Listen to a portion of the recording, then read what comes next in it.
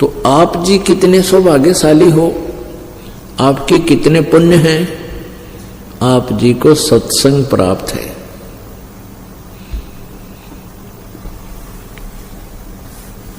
अब लाल की कीमत को जोर ही जान सकता है, आप नहीं, वो स्वयं नहीं जानता। तो ये दास जौहरी है, आप लाल हैं। आपकी कीमत, आपकी किस्मत, आपके जो शुभ कर्म जन्म जन्मांतर के, ये दास बता सकता है आपके ऊपर कैसी कृपा है। इस सच्चे दरबार में चाहे कोई दुखी आया है, कोई कष्ट निवारण के लिए आया है, वो कष्ट उसके लिए वरदान बन जाएगा। कष्ट तो निवारण होगा ही होगा, वास्तविक वस्तु का विज्ञान हो जाएगा। कहते हैं सतगुरु के दरबार में जाइयो बारंबार, भूली वस्तु लखा जमे ये हैं सतगुरु दातारे। सतगुरु के दरबार में जाइयो बारंबार। जिस वस्तु को हम भूल चुके हैं, हम इस संसार संपत्ति और यहाँ की कार कोठियों को अपना मान बैठे हैं, कहते हैं सत्संग में आपको एक ऐसी चीज याद दिलाई जाएगी जो आपको अब भूल लग गई थी। आपको ये ज्ञान सत्संग में ही सतगुरु ही करा सकते हैं।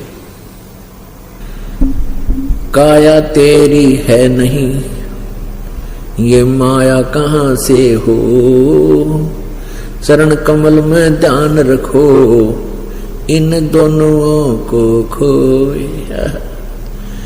परमात्मा कहते तुझे संपत्ति ना अपनी मान्य बैठा, तेरा शरीर अपना को नहीं। आज मृत्यु हो जाए बता, कल शमशान घाट में फूक फाक के और कर देंगे काम। या काया तेरी नहीं है, संपत्ति के चिपटा बैठा था। परमात्मा कहते हैं हमारी शरण में आने के बाद तेरी सारी व्यवस्था करेंगे हम, क्योंकि प्रत्येक प्राणी धनी बनना चाहता है और धनी बनने के लिए वो दिन रात प्रयत्न करता है।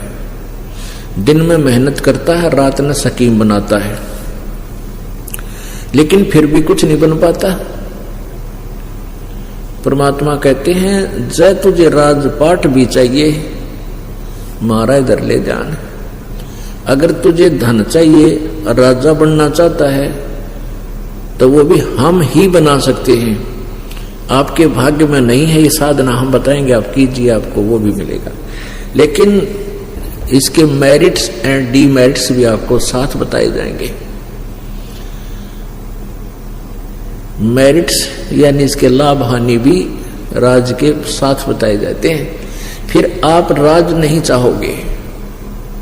फिर कहने का भाव ये है परमात्मा का कि जहां तू डले ढो रहा है, जो साधनाएं आप जी कर रहे हो और जिन भगवानों को आप सुप्रीम पावर मान बैठे हो, वो आपके भाग्य में परिवर्तन नहीं कर सकते। मासा घटे न तेल बढ़े, विदना लिखे जो लेख, सच्चा सतगुरु मेट कर ऊपर मार दे मेघ।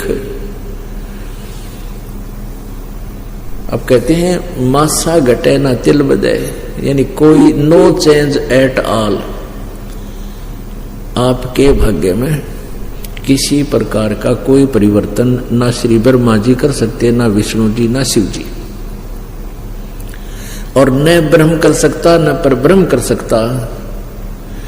केवल परम अक्षर ब्रह्म कर सकता है। और उस परम अक्षर ब्रह्म कब करेगा? आप उसकी शरण में आ जाओगे। गीता जी अध्याय नंबर 18 के श्लोक 62 में कहा कि अर्जुन तू सर्वभाव से उस परमेश्वर की शरण में जा, जिसकी कृपा से तू परम शांति और सनातन परम धाम, शाश्वतम स्थानम, शाश्वतम माने सदा रहने वाला, अविनाशी, कभी नष्ट ना होने वाला, कभी समाप्त न होने वाले उस लोक को प्राप्त होगा, स्थान को प्राप्त होगा, यानी सतलोक चला जाएगा।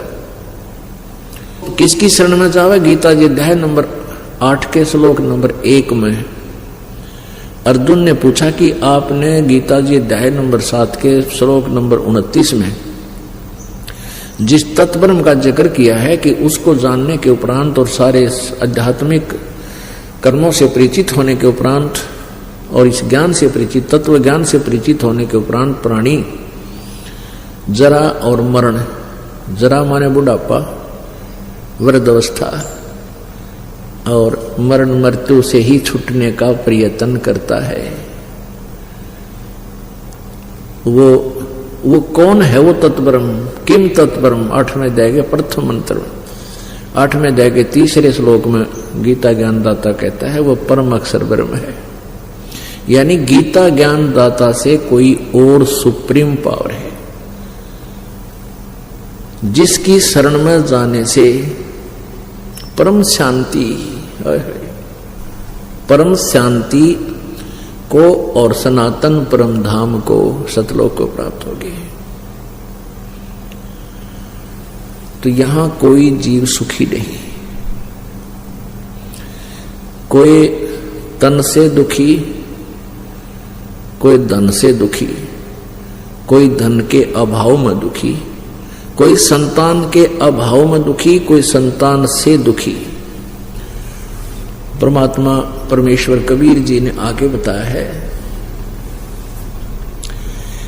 भाई तन दर सुखिया कोई न देखा, जो देखा सो दुखिया हो। उदय अस्त की बात करते हैं, मन सबका किया विवेक का हो, सबका किया विवेक का हो। तंदर सुखिया कोई न देखा, जो देखा सो दुखिया हो। उदय अस्त की बात करते हैं, मन सबका किया विवेक का हो, सबका किया विवेक का हो। भाई जंगम दुखिया जोगी दुखिया, जंगम दुखिया जोगी दुखिया, तपस्वी को दुख दूना हो। जंगम दुखिया जोगी दुखिया, तपस्वी को दुख दूना हो। आशा तृष्णा सबको व्यापे, कोई मैल ना सुना हो, कोई मैल ना सुना हो। तंदर सुखिया कोई न देखा, जो देखा सो दुखिया हो। उदय अस्त की बात करते हैं, मन सबका किया विवेक का हो, सबका किया विवेक का।